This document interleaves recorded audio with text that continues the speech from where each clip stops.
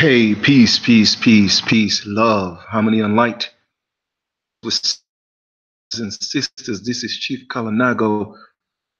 Yo, it's time for school, family. Time for school. The universe is university time. You did. Um, give some people some time to log into this. Make sure that the sound is good.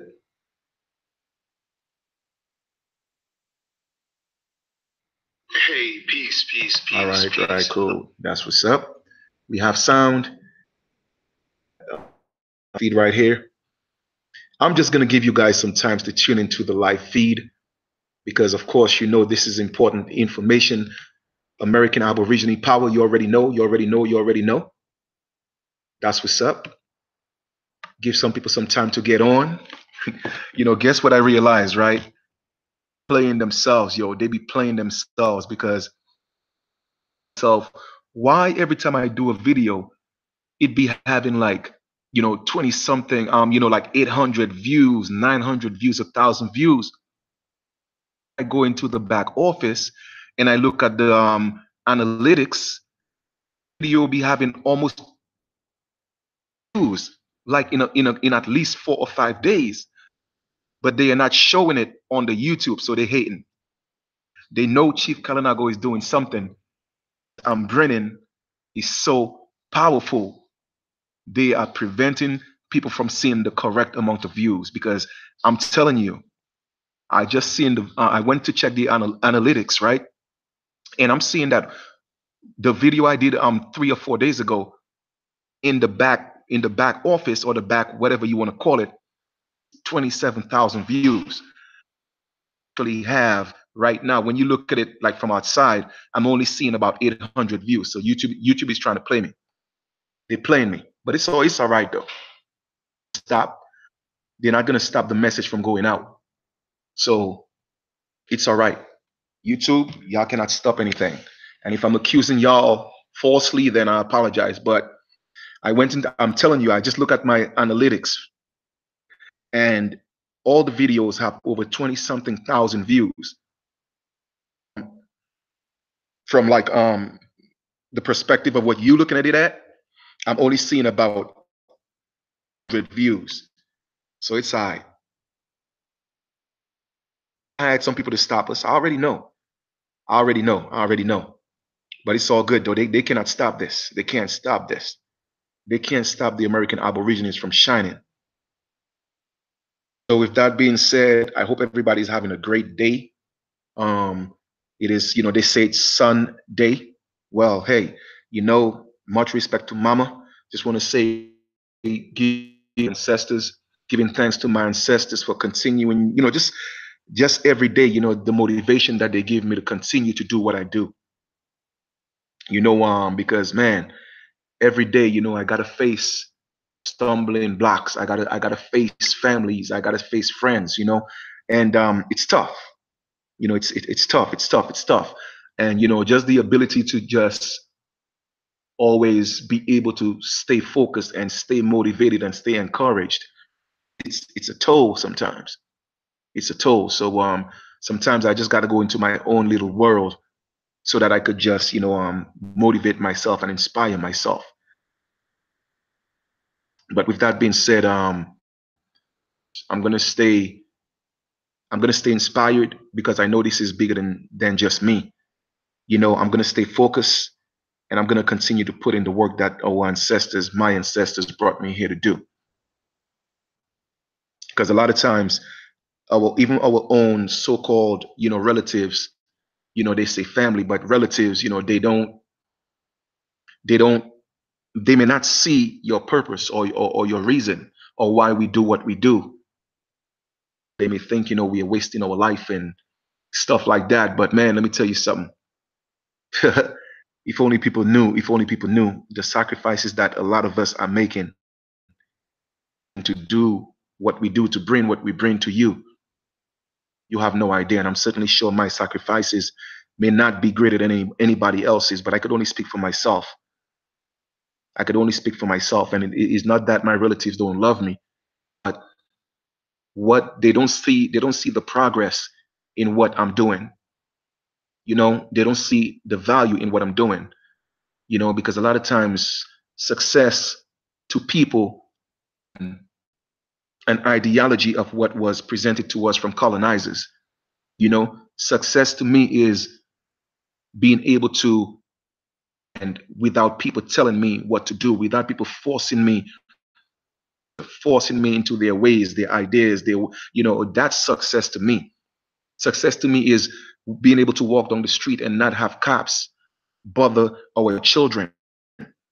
Me is having our children go to school, be taught, our history. That is success to me. Success to me is not having to pay rent. That is success to me. Success to me is being able to grow my own food. Is the immigrants that's in my land calling me an immigrant, having respect for me. That is success to me. Success to me is not going to somebody's job, making money to buy materialistic things to me, man. That's an illusion that I don't want to be a part of. I have an entire continent to regain. That's my home. And that's the focus and that's the mission right now. It's important, I'm saying, to have that moral support, that physical support. I know I have the spiritual support from my ancestors, but it's always good to surround yourself, with people that's going to support you, what I'm saying. So a lot of times we may have relatives, that may not get a true understanding of what we are doing. The how would I put it? Truth about who we are. It has been buried, it has been hidden too in so many ways that people don't know that there's a problem. Know that there is a problem. And some people, they have an idea that there is a problem, want to step up and do anything about it because they're comfortable. You know, they're comfortable. They figure, you know what, I have a job, I could come home, I pay my bills, went to school. They may get good grades, they may not get good grades, but I'm good. All what we are living is a lie. And that's not what life is supposed to be. And it's up to us. It's up to us to make that change. Nobody could make it happen for us. Because you could pay your bills on time, because your children are going to school, it doesn't mean that everything is good. It doesn't mean that everything is great. Okay, it's a facade. Once you take away the smoke screen, you will see the reality of what we are dealing with. Until we get that done, we're not going to stop until we let these people know that this is ours and they have to respect us in our land, and we want our land back. It's ours. They cannot take it. It doesn't belong to them. That is the goal. That is the mission. And once again, they don't have to leave. To leave, great, perfect, great. It was nice having you. It's time to go home. But if you don't want to leave, don't disrespect the people that made you a guest in their home. Don't disrespect the people living in. Don't do that. Okay? Honorable people don't do those things. That's not what they do. But the truth of the matter is, we are the ones that have to step up. Voluntary system. Okay? Everything is voluntary. Nobody's forcing us to call ourselves black. Nobody's forcing us to call ourselves African Americans. Okay? Nobody's forcing us to do none of those things this day and age. So we have the opportunity to use that. This is a golden time. I tell people, use your trump card. Use your trump card. You have a president named Trump. Use your trump card. It was given to you. All right. You may not see the significance of office. Okay. Even if it ain't got nothing to do with us.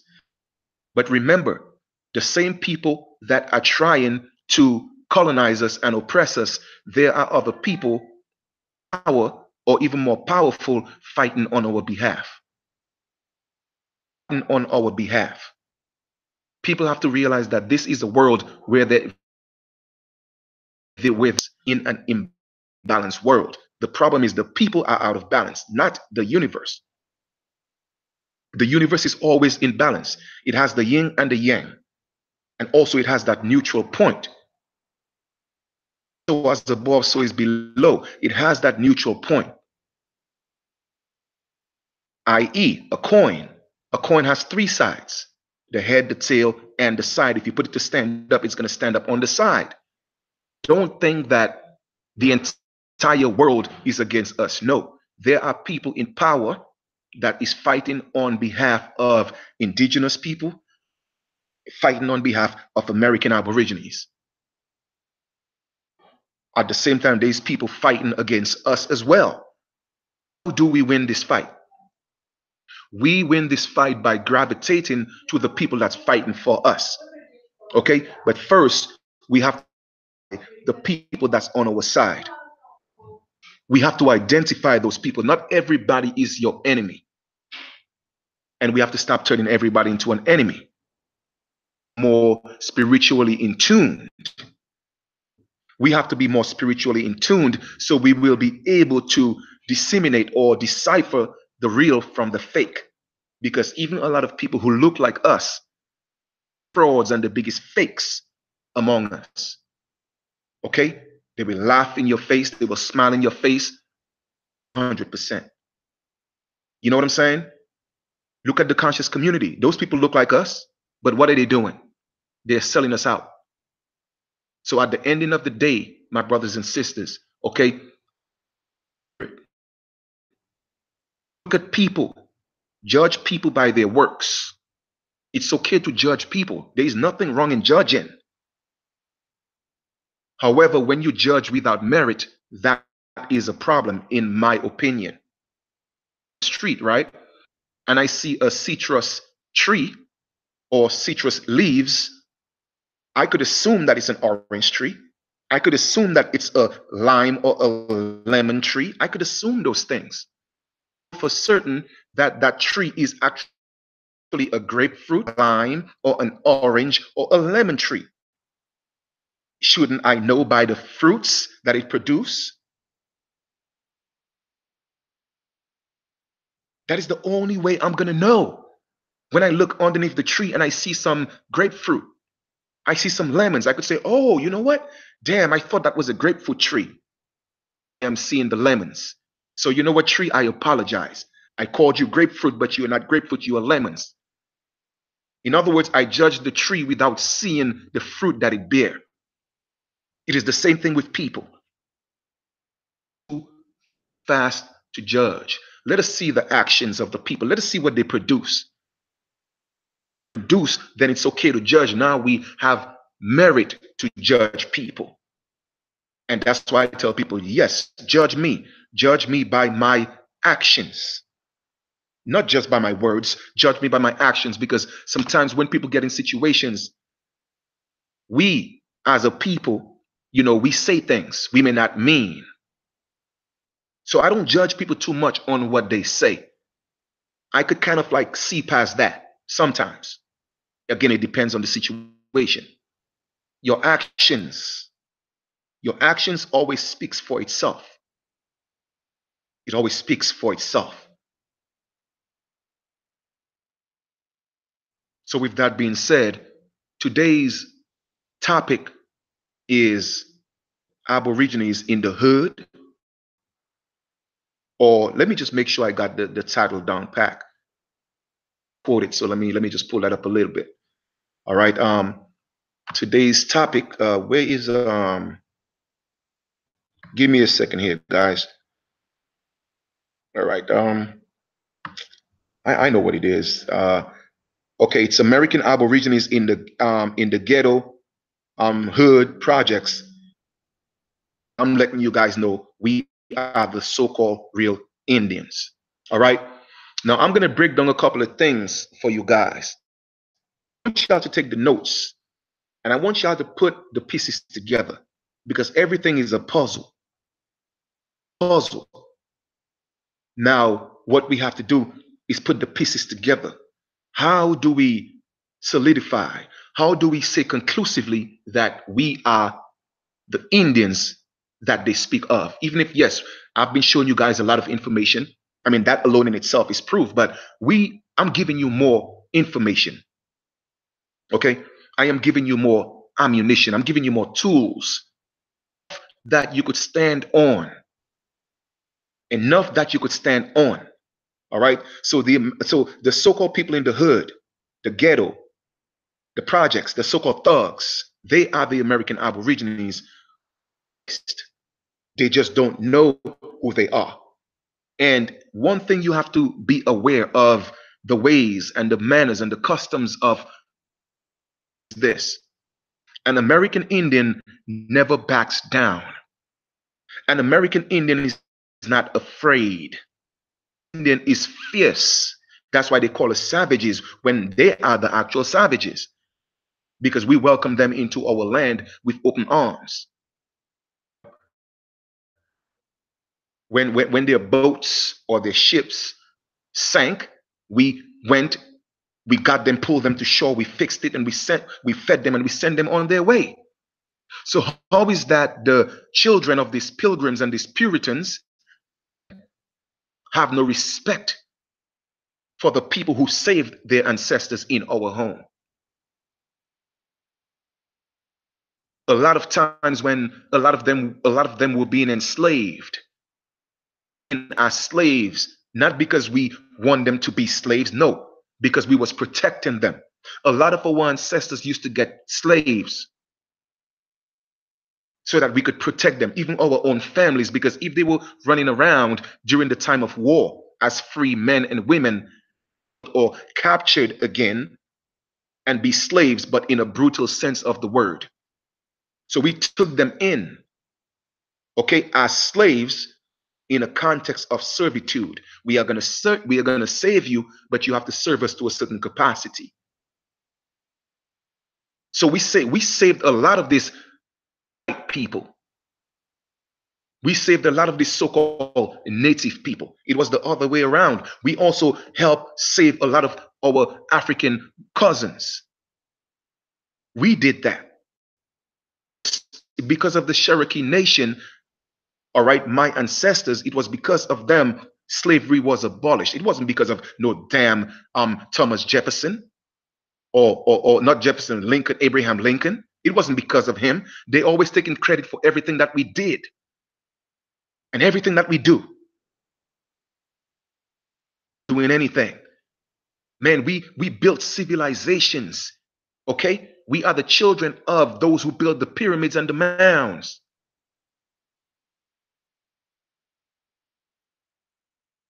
We have to be very mindful, okay, of the kind of blood we got running through us. So today we're going to speak about the hood, the ghetto, and the projects. My brothers and sisters, I would like you to share that video, because apparently YouTube is sabotaging my views. Once again, I look in the back channel, I'm seeing one video got 30,000. When I look, I'm seeing it only have 800 views. But I hear you, YouTube. I hear you, though. But anyway, I would like you guys to take this video and share it with the people in the hood, in the projects, because we have to get to our brothers and sisters in the projects. Afraid. They have no, you see, they have no fear, but they just don't know how to direct that energy. They are using that energy to destroy each other. How are you doing? I like the feathers, I man. appreciate that. I appreciate that. Yeah. Thank you. All What's right. that old box? Say that again. What's that old box? American Indian. Yeah, American Indian, man. There we go. Peace. Peace. Peace. All right. Okay. All right. So the truth of the matter is this. Yeah. Okay. The people in the hood, our brothers and sisters in the hood, blame them solely for the condition and the state of mind that they're in. Okay. You see, education has a role. Now, some people may say, well, you know what, it's our responsibility, which is true. But when all you are exposed to, when all the resources that you have put you in the predicament of being subjected to, okay, that's not going to help you move forward. That's what happens. And a lot of times Yeah, yes, the parents are responsible. But let us look at the parents here for now. They have to pay bills. The stress is on them every single day. So now they're looking for babysitters for their children to put them in the schools of the oppressors that's not doing anything for our children. Growing up with not knowing who they are, and that's a problem. So I'm dedicating this video to the hood, the project. So I'm going to show you guys a few things. Allow me to share my screen here for a second.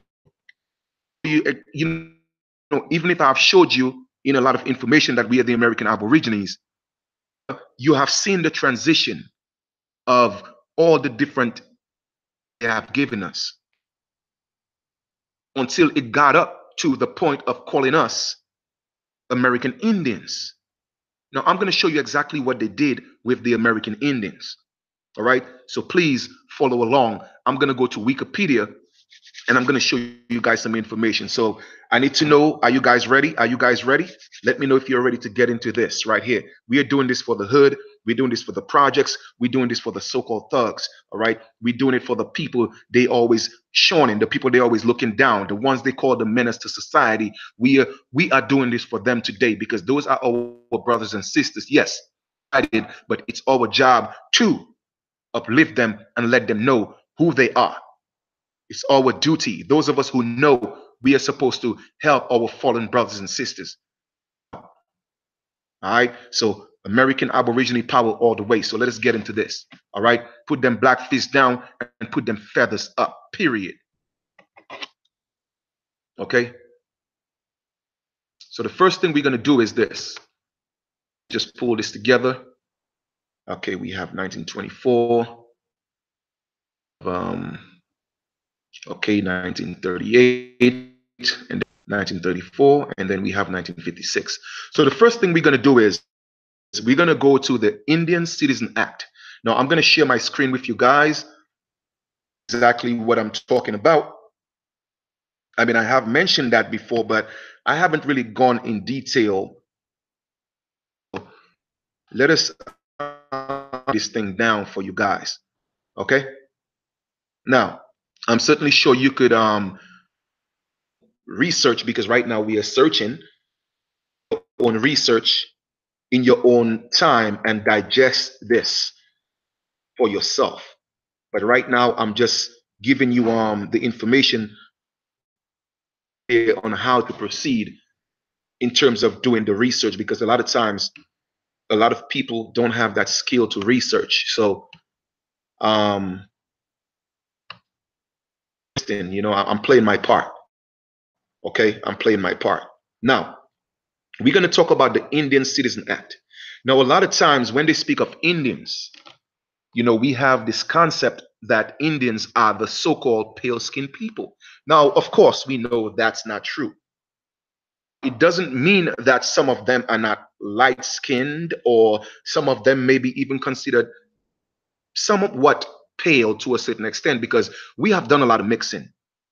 I gotta keep it real. A lot of some of our ancestors fell in love with the pale man, and some of them fell in love with the pale woman. I mean, there is nothing new under the sun. It happens today. That means it happened in the past. So are directly part of us, even if they don't look like us, so to speak. So that's why I always say that I don't get caught up in the color of the skin. I don't deal with the what's called that doesn't apply to me. Okay, so that's why I said I judge people based on their actions. All right. So we are looking at the Indian Citizen Act of 1924. Citizen Act of 1924, also known as the Snyder Act, that everything that they're doing is always an act, an act, an act of this, an act of that. And when you have an act, to play out the act, you need actors. So all those people in power are actors. They are in a stage play. It is all a game to them. It's a play. They are playing roles or doing business as. The president has a role doing business as. Okay? The Secretary of State has a role acting as. It is all an act. So actors in an act passing acts, and those acts are what's changing our lives. They are affecting our daily. So we as a people, we have to realize, hey, you know what? I don't want to be an actor. I'm not going to allow it to run my life. I am the director. I am the producer. I am the writer. It's my land. Okay. So I should be in charge. So therefore, we have to reverse those roles. I hope this is making sense thus far. Act of 1924, also known as the Snyder Act, was proposed by Representative Homer P. Snyder. Now you see, they're always taking credit for what they do. These people are very boastful. Okay, they're very prideful people. Their name on it. They're letting you see what we are doing. Like, I did it. Okay, so what? That is the nerve of these people. For instance, Varazona. When Varazona came here and he described our people to be not unlike the Ethiopians, you see what I'm saying? He was given a description because when they came again of their documents, it was proven fact that they only met features in the Americas, and that's a fact. But Arizona got an entire bridge in New York, in Staten Island, named after him, called the Verrazano Bridge. Now you got to pay $15 or $18 to go over the bridge. These things, and then as a trophy, they put their name to it.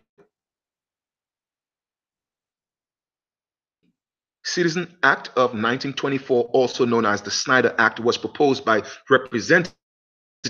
Who is he representing? You're not representing my people. That's why it's called the Homer P. Snyder Act. Okay, a Republican of New York, and granted full U.S. citizenship. Full U.S. citizenship to indigenous peoples of the United States called Indians in this act. Now, I'm not sure if y'all really in here. It says, and this is where I'm at, Citizen Act of 1924, also known as, was proposed by Representative Snyder, a Republican of New York, and full U.S. citizenship to the indigenous peoples of the United States called the Indians in this act. All right. So not just the man representative, he was granted full citizenship. In other words, the man is an immigrant in our land. This is not their home. Protecting the original people of the land. You see, the curse that will befall these people, it's coming because you don't treat people that treat you, okay, as a guest, open up their arms and welcome you in their home. You don't do that to people who welcome you into their home. And not just that, okay, they made you a citizen to the indigenous peoples of the United States in this act. So we made you one of us. While the 14th Amendment to the United States Constitution defined as citizen any person born in the US. The amendment had been interpreted restrict the citizenship rights of most native people. Now, this is where it gets a little technical. When they speak of native, think of the Hollywood Indian looking natives. Now, again, that could be a little bit technical. So let me break this down to y'all. You see, the so-called natives that are here right now, these people were never enslaved. Never enslaved. So we know they're not talking about them. They were never enslaved. Okay? The natives that are here today, we know that they are not, so we know that they're not the American Aborigines. Because in all their documents, it states that the American Aborigines, the Indians, are of a Negroid stock. So we know they're not talking about the current natives right now. So that again is proof to solidify that they are talking about us, the so-called people that call themselves Black and African Americans. See what this dude looks like, this Homer P come back. Okay, look at this dude right here. Like seriously. Okay, Homer P. Snyder, December 6, 1863, December 30th, 1937, was a United States representative from New York. Born in Amsterdam, Montgomery County, New York, he attended the common schools and was employed in various capacities in knitting mills. 87. He moved to Little Falls in 18 and continued employment in knitting mills. He engaged in the manufacture of knitting machinery in 1890 and later bicycles, other wheeled. He was the director and president of National Bank and served the term. I'm trying to see where his descendants is from. Okay, born. I'm trying to see where this dude family is from. Give me a second here. All right, it says December, Amsterdam, New York. Let me go to early life. It says that he was an unsuccessful candidate for election in 1912 to the 63rd Congress and was elected as a Republican to the 64th and to the 4 succeeding Congresses. March 4th, 1915 to March 3rd, 1925. He was chairman of the Committee of Indian Affairs. Of Indian Affairs when you're not a damn Indian. You see, and again, we got our people to blame for that. Now, I don't know if it was because of pressure. I guess it could have been other people who are not us involved in our affairs, and we need to stop doing that. Okay, I'm trying to see now. It says, I'm reading here right now, right over here, so you guys could see where I'm reading at. It says, on the former committee, his most significant achievement was sponsoring the Landmark Indian Citizen Act of 1924. The most significant, okay, sponsoring the Landmark of Indian Citizen Act. That was a direct act. Again, he was an actor, okay, playing a role, enforcing an act that changed the life of our people. And now our people are in the hood, in projects, thugs, being called immigrants, being called Black and African American nationless people because of this act. Okay, now it says, also called the Snyder Act, which granted citizenship to all United States Indian population. Now there is a catch to this. Really get a true understanding of what this means. See, I was trying to see if I could go into this dude history and see, where his family is really from, but they're not really giving me that information. But I know he's an immigrant. But let us go back to the Indian Citizen Act. Who are the people, things that facilitate the conditions that our people are in, that played a role in the acts to our people? Okay, here it says right here, okay, I'm here just so you guys know. Okay, the amendment had been interpreted to restrict the citizenship rights to native people. Okay, now the most native people, as you could tell, the native people have always been citizens of the United States. It wasn't for them. All right, because as you could see, they are the ones on the reservations right now. So they were always acknowledged as natives, because the plan was already set forth that they were the ones that was going to take your benefits, was going to reap what you sow. So they're not talking about them. It's only the American Aborigine, aka Black people and African Americans, that was really geared to. Signed by law. But when they say law, that's not law, because that wasn't the law of the land. Once again, do not get law and legal confused. We are dealing with the legal system right now. We are not dealing with law.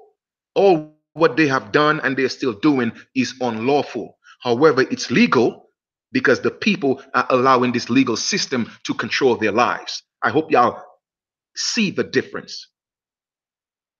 Okay? So the amendment to the United States Constitution defined as citizens any person born in the US. That makes you a citizen, well, automatically. Had been interpreted to restrict the citizenship rights of most natives. But now they're talking about natives. They're not talking about all. They said most. Look at that key word, most. Okay? Most. When you read, you have to read with understanding. Read and finish and hurry up. Are you finished reading yet? You have to hurry up, read. When I read to start, not to finish. I read with understanding, overstanding, and understanding, and you look at every word in detail. That's how you study. That's how you read. So let's look at that keyword, most native people, right? So the most native people they're talking about, meaning that some are left out. They called everybody natives who are born in the US. Let's say they're talking about 80% to 85% of those. They don't consider them citizens. That's what they were talking about. Those of the Negroid stock. But the other 20%, most, they are the people you call natives right now, including some so-called Caucasians. It says the act signed into law by President Calvin Coolidge on June 3rd, 1924. It was enacted partially in recognition of the thousands of Indians who served in the armed forces during World War I. Now I'm going to ask you a question.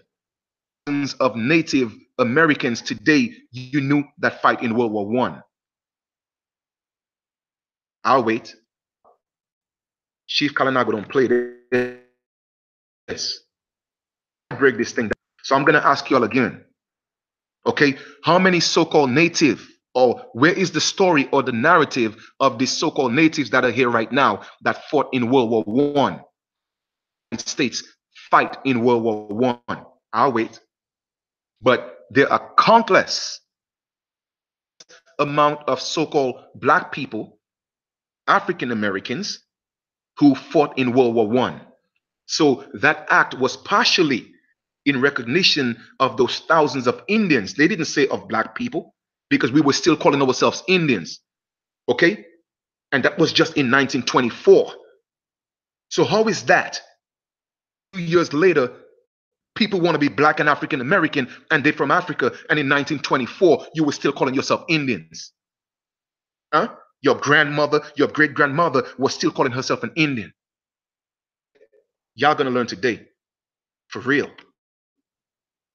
It says the text of the 1924 Indian Citizen Act, 43 U.S. Stats, at large, CH, I assume that stands for chapter 233, page 253, 1924 reads as follows. And I'm reading here right now.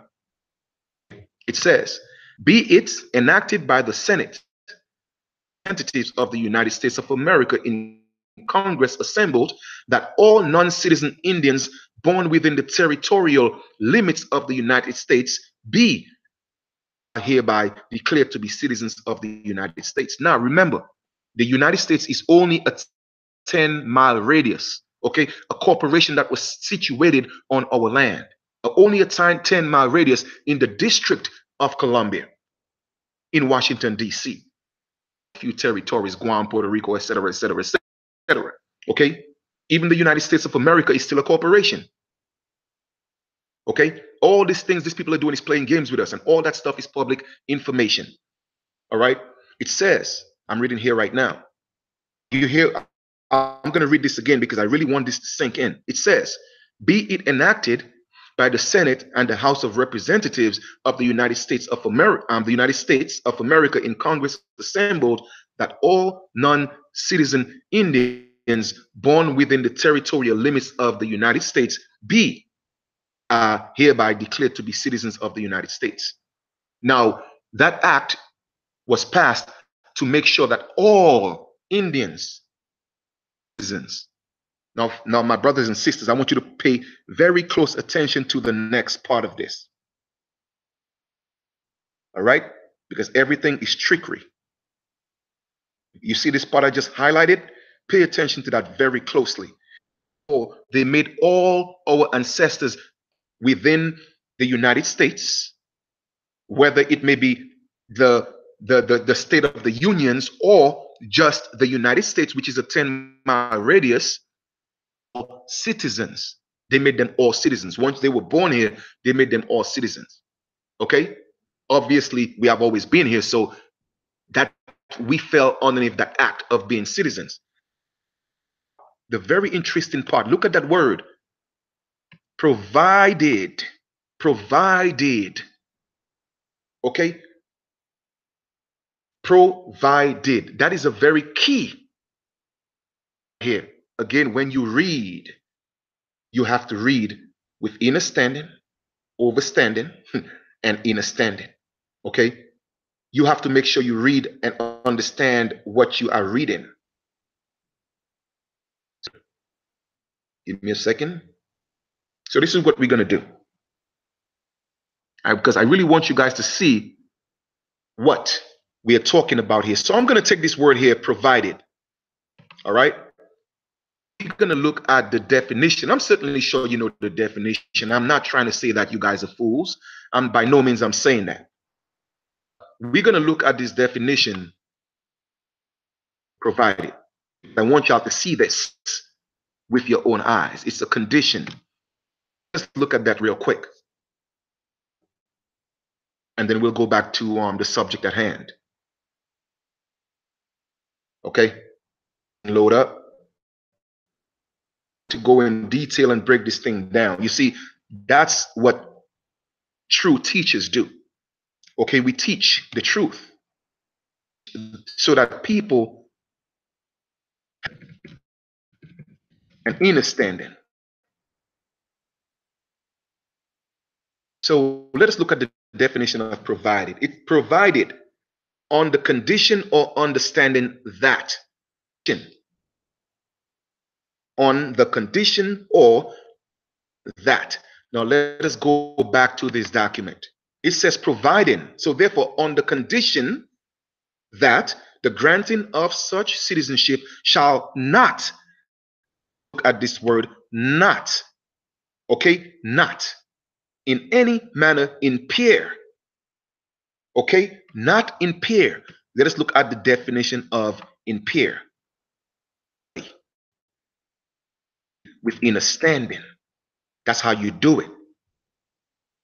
Don't read to finish, you read to start. And that's what we are doing today. We are breaking this thing down. Impair, okay? Definition of impair. It says, okay, weaken something, especially a human faculty or function.